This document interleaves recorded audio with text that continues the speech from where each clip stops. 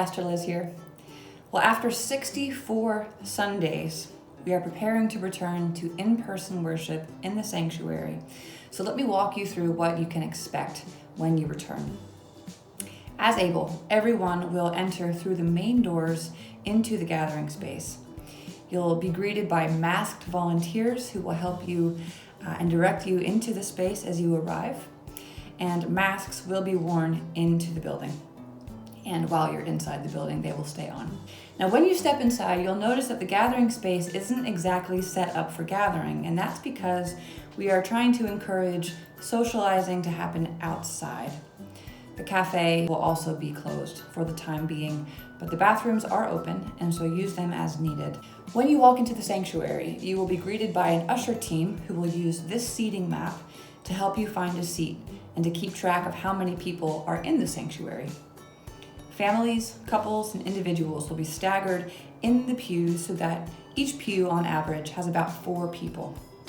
Now, larger families will be grouped together in the middle of the pew, while couples or single folks will be seated on the ends. Now, that said, please do feel free to tell the ushers if you have specific seating needs. Note that while the congregation will be spaced out while in the sanctuary, there likely won't be a full 6 feet between households.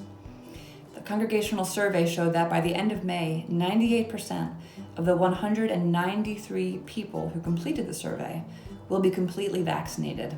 That's well above the CDC's target threshold for herd immunity, which is 70%.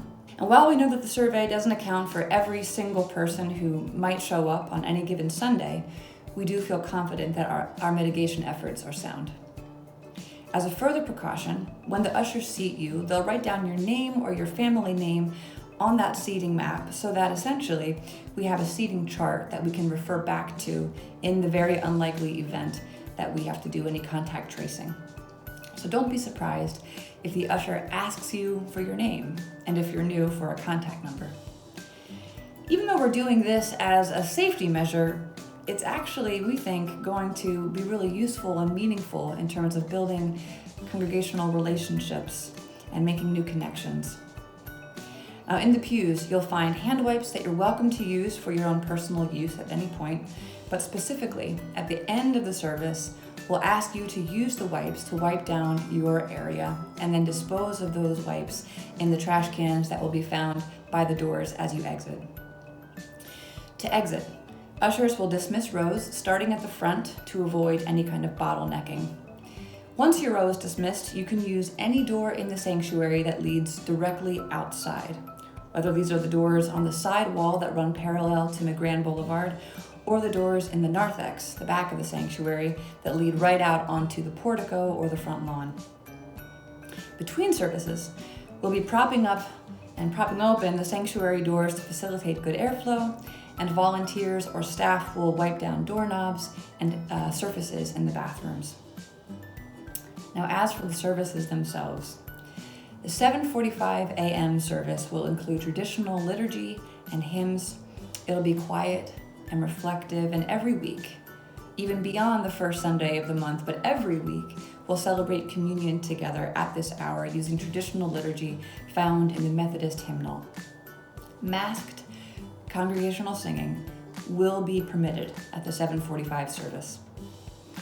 At 9 a.m., music will be led by the contemporary band and include a more informal liturgy. Now, although you'll see song lyrics shown up on the screen, for now we ask that you'll refrain from singing at this service, as this will likely be a more densely populated service. The 9 a.m. worship hour will also be live streamed each week to our church website, YouTube, and Facebook page. Finally, at the 11 a.m. service, we'll hear traditional hymns led by a soloist. And just like at the 9 a.m. service, we ask that the congregation refrain from singing for now. The liturgy at this 11 o'clock hour will also be more formal, like the 7:45 hour. Now, while each service will be a unique expression of worship that seeks to engage worshipers of different styles, at every service there will be the same scripture readings, the same prayers, and the same weekly sermon. Now, we understand that not everyone is ready to return to in-person worship in the sanctuary, and we really, really don't want anyone to feel pressure to return before they feel ready to do so. So please, do make the decision that best supports your needs and your family's needs. And do keep the congregation and the pastors and staff in prayer as we try out this new plan. It may take a while to adjust, and we may even need to tweak things as we go, but that's okay. We'll do it together. Feel free to email me with any questions.